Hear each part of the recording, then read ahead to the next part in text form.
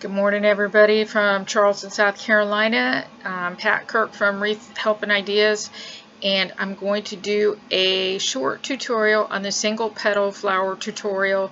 It is a spin-off of Michelle's original flower tutorial, not the large one. We are doing the smaller one, and I've gone ahead and, for purposes of saving time, I have already cut my mesh or burned it into 10-inch pieces, and I use 10-inch mesh. That means I have 10 inches by 10-inch squares, and these are all for the petals. And I also, last night, cut one roll of green 10-inch mesh, one entire roll for the leaves, because I do the leaves all around the outer rim of the wreath form. I've also, if you have watched Michelle's tutorial, this is a wire wreath form that I got from Dollar Tree, and it's a 14-inch. I took a piece of plastic grid and I traced around the second ring of the wire wreath form. I did that with a marker, cut it out, and I used 4 zip ties to attach it underneath on the back side of the wreath form. And then I went ahead and attached my half 6-inch foam ball that I spray painted last night to color coordinate with the mesh. It's hot glued. I may or may not embellish it. I don't know. Every flower wreath I've made, I have added stones or beads. I used to make jewelry. I have tons of beads laying around, and now I have a reason to use those because I quit making jewelry a long time ago. Anyways, I've done this. If you've watched Michelle's tutorial, you'll know how to do this. If you haven't watched it, watch hers, since I've already done this part. I did the tutorial this morning, but unfortunately, instead of pausing the video, I stopped it, and I had like 8 different videos. I couldn't figure out how to combine them, so I'm starting from scratch, and this was already done. Again, Gorilla Glue, put a plate under here when you hot glue this, because you don't want hot glue to get over your work surface. So what we'll need, since I've already cut all my mesh, we will need a wire cutters,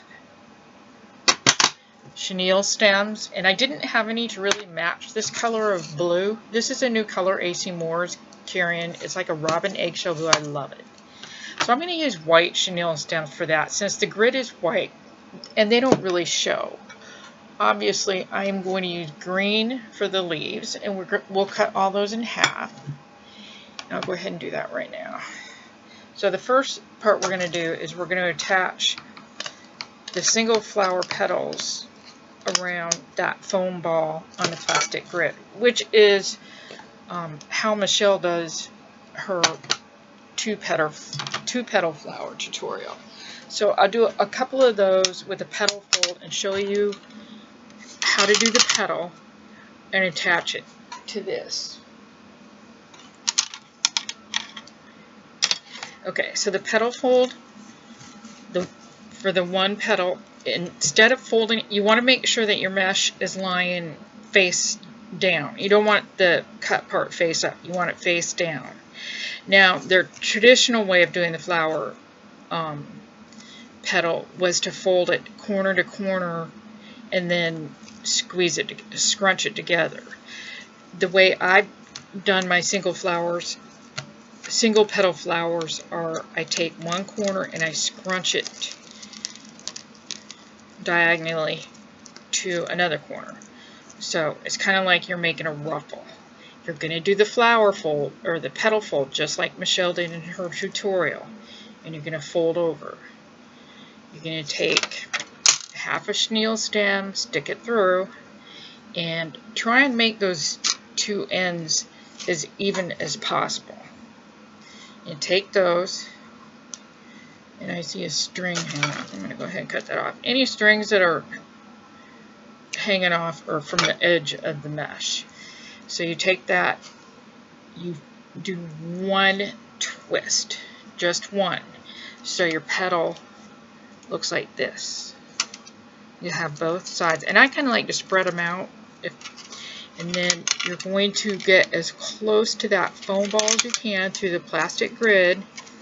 And I usually space my 2 chenille stems or the same pipe cleaner about 2, 3, 4 holes apart. You don't want it to go too wide. And then I twist that chenille stem underneath, like so. So I've twisted that several times. And when I'm done adding these petals, I am going to actually cut most of this off. I don't want to cut off the part that's twisted, otherwise your petal will fall out. So I'm going to use my wire cutters.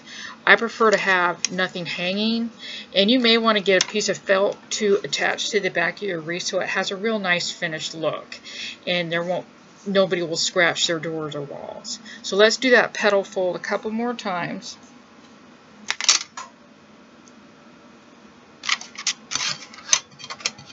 Keep having to move this. I don't have a lot of work surface, and I do apologize. It's not an aerial view tutorial.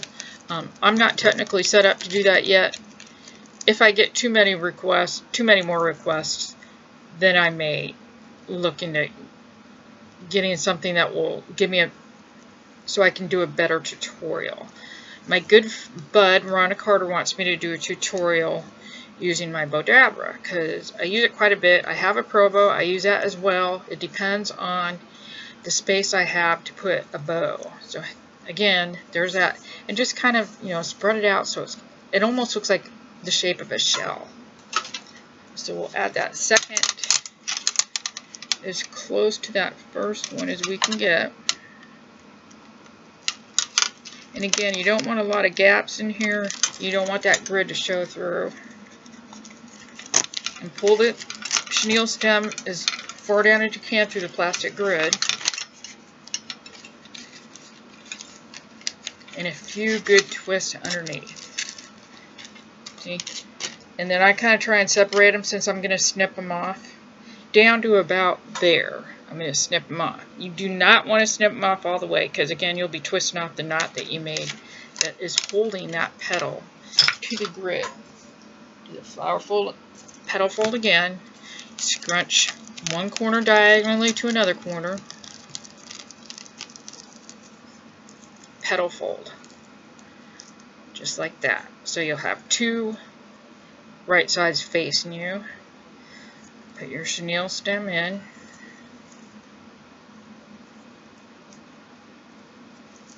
And again, you want those as even as you can get it. It doesn't have to be exact, but I try and get it pretty even.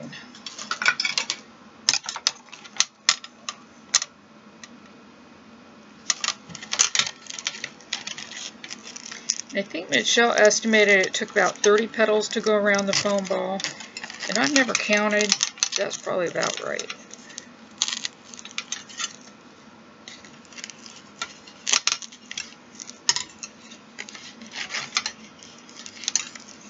And I'll do a couple more of these, and then I'm going to pause it and add the rest of the petals. You can kind of see how it's starting to look, which I love that look. Like this. Just kind of like a cloud. I love it.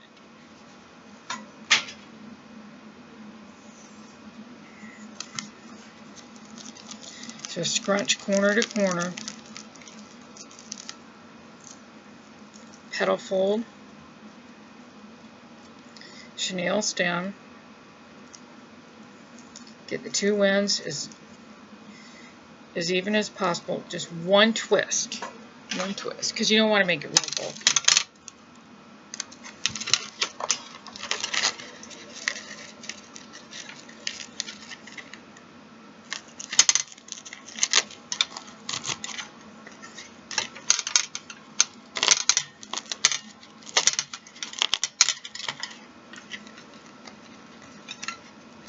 And then underneath the grid, you're going to twist that chenille stem I do it through 3 or 4 times. Okay, so that's after 4 petals. I'm going to pause this and then finish adding the petals around the foam ball, and then I'll be back.